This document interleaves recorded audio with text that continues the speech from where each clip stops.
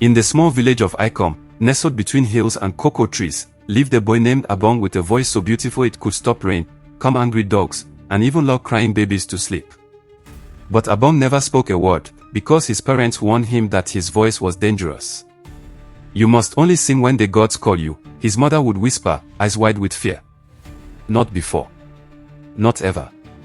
As he grew, Abong obeyed.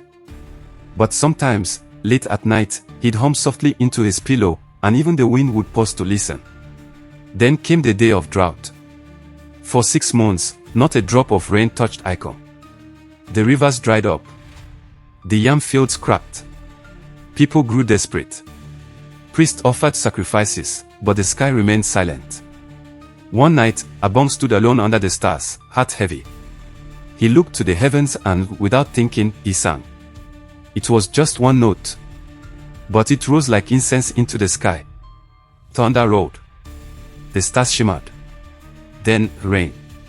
First a drizzle, then a downpour. The earth drank, children danced, old men wept. The next morning, the entire village gathered. "Who called the rain?" the chief asked. No one spoke. But the trees knew. The wind knew. And so did the spirits. That night, Abong heard them whisper. "You have a gift," they said. "And a burden."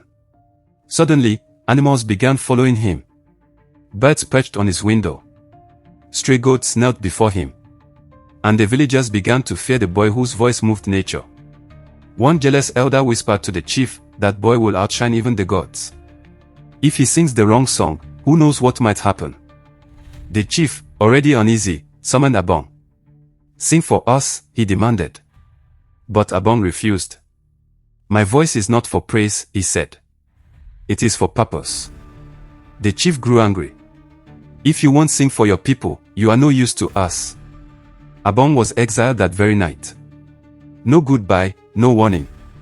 He walked into the forest, alone, but not afraid. For deep in the trees, the spirits were waiting. They crowned him guardian of the forgotten sounds. And from that day on, whenever injustice swept through a land, or children went hungry, or a ruler turned cruel, Abong's voice would rise from the trees. One note.